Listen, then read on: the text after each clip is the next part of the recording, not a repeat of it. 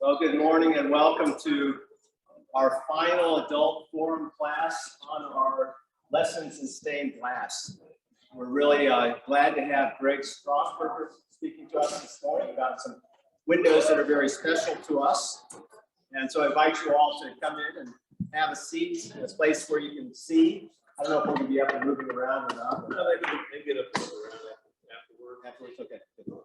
Well, and then, so this is the last of our sessions on looking at the windows. I hope that we will be able to do this again sometime because we didn't do all the windows.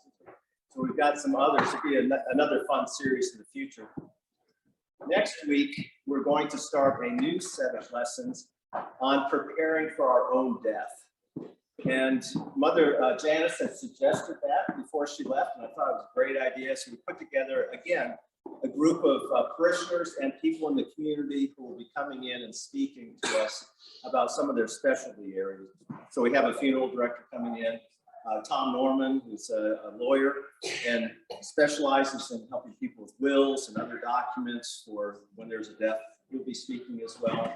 We have Father Mark's ex-wife, Mary, who is a hospice chaplain. She'll be coming in to talk about what a hospice chaplain sees in the dying process. So we've got some really kind of neat people coming in. And then we have our own, I don't know if you knew this, but we have in our congregation our very own PhD in New Testament. He just finished his PhD not that long ago, Matthew, and he's going to be talking to us about a New Testament perspective on death. So what does the Bible really teach about dying? And spoiler alert, it's really not about us going to heaven. So it's going to be interesting. It's going to be more based on the Jewish perspective of dying as opposed to the Platonic Greek view. Next week, I'll start off the series, and I'm just going to talk about if you call a priest from this church to go and be with your loved one, or maybe it's yourself, these are the things you can expect, that you can ask for, and that we will perform as part of the last rites. So I hope this will be a really good Lenten series as we remember that we are dust, and to dust we shall return. But that's not the end of the story, because there's resurrection. So let's bow our heads as we prepare for this, our last of our stained glass windows. Gracious God, we give you thanks for the beauty of this place. We give you thanks for all those who have preceded us, who have put together their time and their treasure to make for us this most beautiful environment in which to worship you and to sense your presence. We ask now for your Spirit to be among us and to continue to guide us and draw us closer as we see again that communion of saints to whom we have continuing worship throughout the ages. In Jesus' name, amen. Amen. Greg. Thank you for the day. Morning, everybody. For those of you that don't, I'm Greg Strasburger. Been going to this church for a while. So the reason I wanted to have it in here is I wanted y'all to look around the window. And that you have three generational styles of windows in this church. You have the original ones that came that were ordered out of the catalog that Engel spoke about. You have the ones that are in the middle, they're from the 70s, and they all have a unique kind of style. Maybe they're a little cartoony, but they have a good style. And then as you go to the expansion parts of the church, you have what I call Renaissance looking windows. They go back more to the old style, and they have more depth to them to me than the ones that were done in the 70s. If you remember, you may not, where these arches are, about where the flag is and that arch there, those used to be the walls of the church. And there were windows in those walls, but on the other side of that wall was where we vested up for being acolytes, and the priests vested up, and the altar guild was, and this wall was just the south wall. And that window over here of Father Joseph with Jesus was over here about where Leon sits, and that was the children's altar for when they would do chapel in here for the school. So a lot of stuff has been moved around and changed over there. There was a big drive in the 70s to change out the windows because the original windows, which at that time could still be opened and closed, were starting to sag. The lead was starting to get weak and they were starting to bow. So Father DiPaolo took it upon himself to lead a window campaign, basically, and that's when a lot of these windows got changed out, including two of them that I'm going to talk about, which is the Mystery of Faith, which is dedicated to my grandparents. And the other one I'm going to talk about back here by the altar, and it's St. John, and it's dedicated to Mary Smith Lyles. I've kind of come to call these the sister, Mary Smith Lyles. I've kind of come to call these the sister windows because the important part is the maiden name on both these windows is Smith. And my grandparents were Smiths. And H.W. Smith was one of the original people to get the church built in 1905. So it goes back to his father migrated from Northern Ireland here, where he was the section of the Protestant Cathedral of Armagh, Northern Ireland.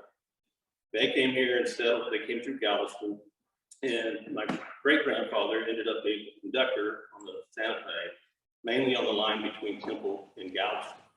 At one point, he got stuck in Galveston in 1906 to ride out the hurricane, but he got back. So Eileen and Mary was the older of the two sisters, and she married one of the Lyles. And the Lyles were another prominent Temple family related to the railroad.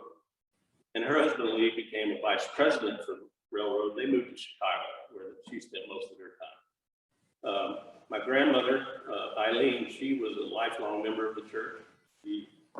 There was a lot of things she did for this church, including a lot of needle point when we went for the old meeting pads and stuff that they had up here, all that needle point stuff. They loved to do needle point. So, and so she was a very, very influential person in my life, and also in the operations and working for the church. You know, it gets kind of buried that Strasburger name gets in there, but the Smiths alone have always been a part of this church and have always, you know, been instrumental in big parts, to the point that I think my great-grandfather got the railroad to donate some bridge ties that were built in the foundation of the church. So it goes way back. Now, Aunt Mary, he was, like I said, a vice president of Santa Fe. They lived most of their life in Chicago.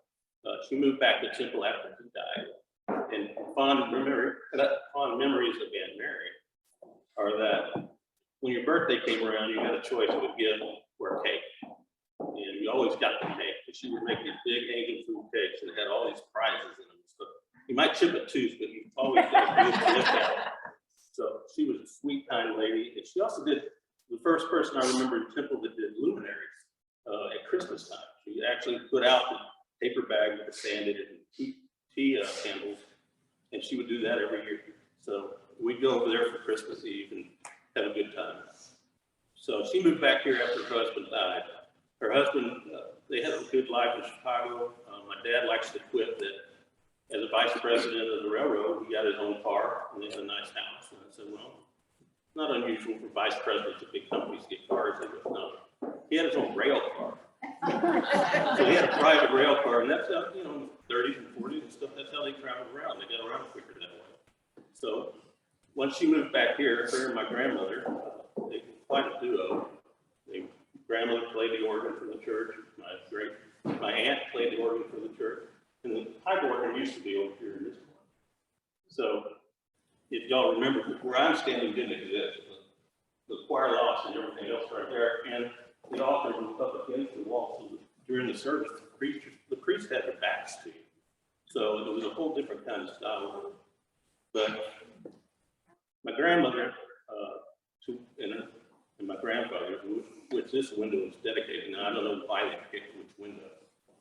But, you know, they sitting right where y'all are sitting. Row 2 was a Strasburger pew. And people could tell other people we can't sit here. That's where Eileen sits. So you want to talk about lifelong members of churches. She was born in 1901, so she was in this church for all her years. And She served on all the committees. Bill Park, very quick, when he first came to this church, he learned when to stand and when to kneel and what to do by watching my grandmother. So that's a long, fabled history.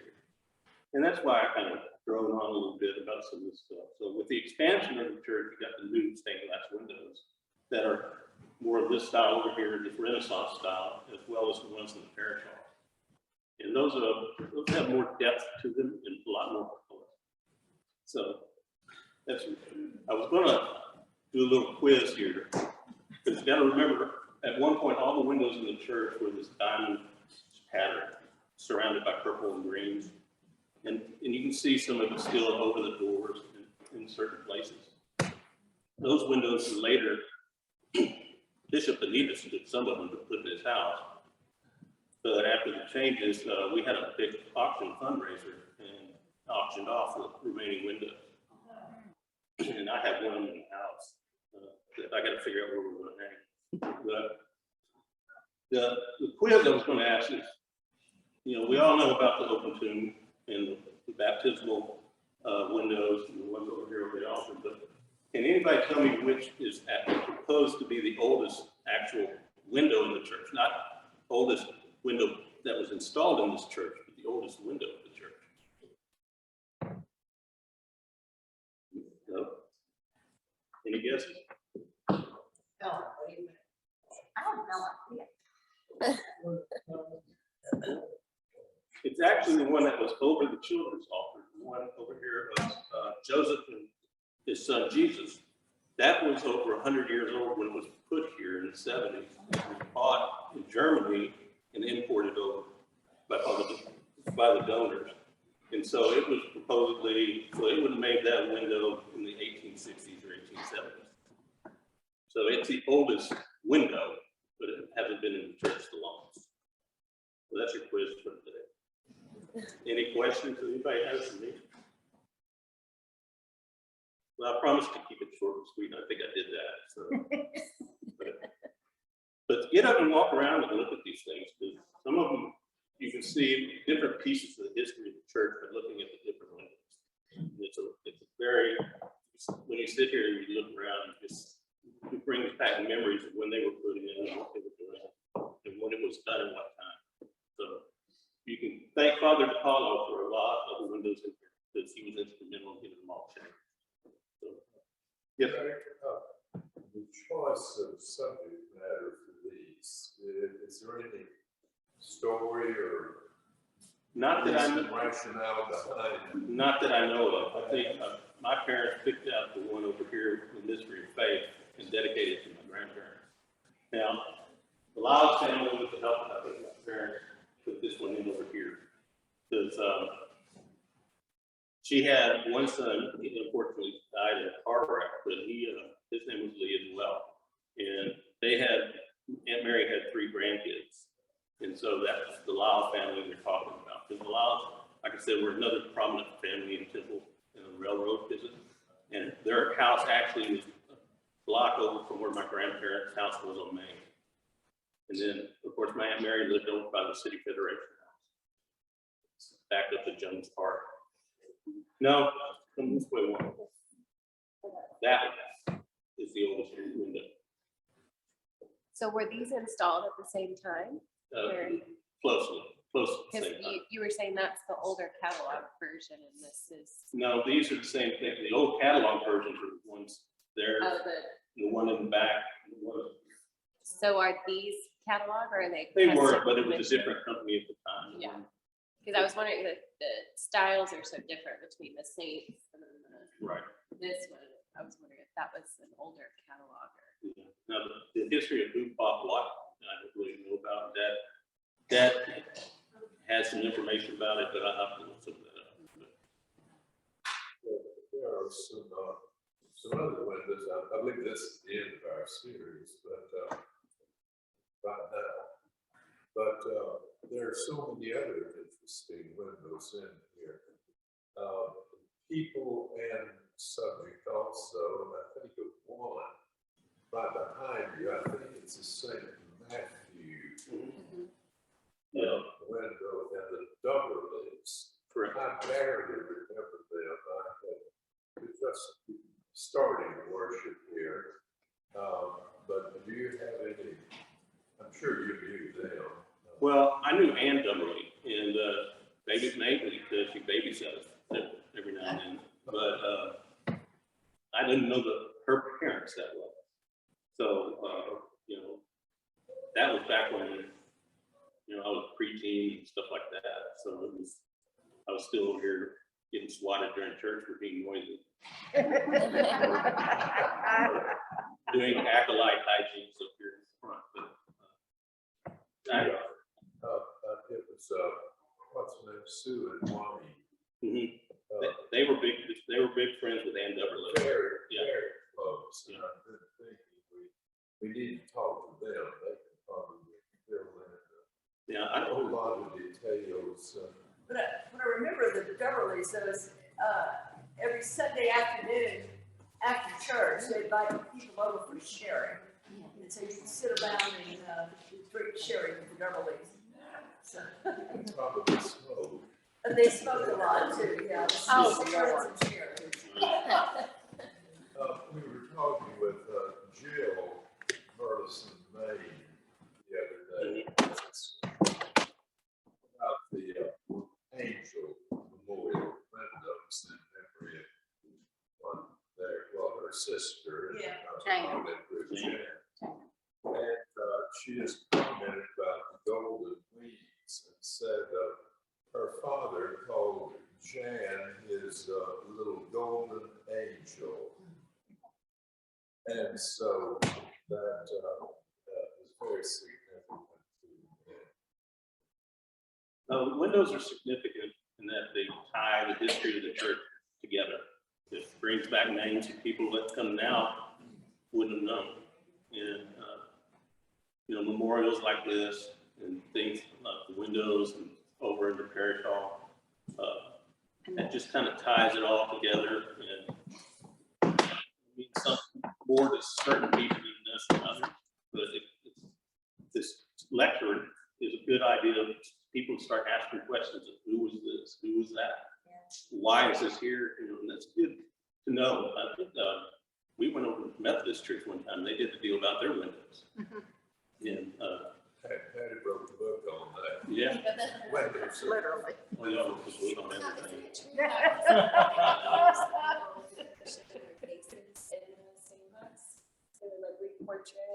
Mhm.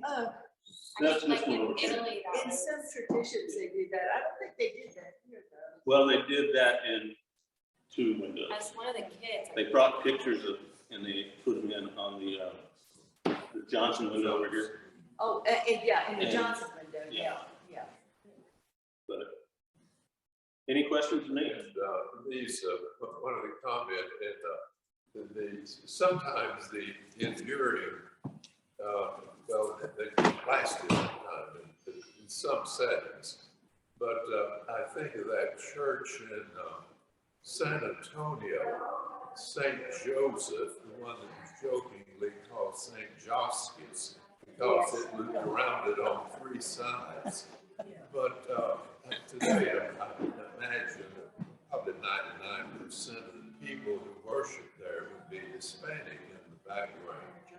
We go in there and walk around, and everything is German, because that's what San Antonio was. It was one of the biggest German cities in the country back in the mid-19th century. But the windows are still there. Oh, yeah. German. Oh, yeah, they, the Germans migrated up, they pretty much followed the Colorado River, and just went up and settled all those cities, all up and down. So, well, I thank y'all, and I hope this gets y'all to get up and look around and read the inscriptions and read the stuff. And if anybody has a question for me, don't hesitate to throw me a slide at. I'm more than happy.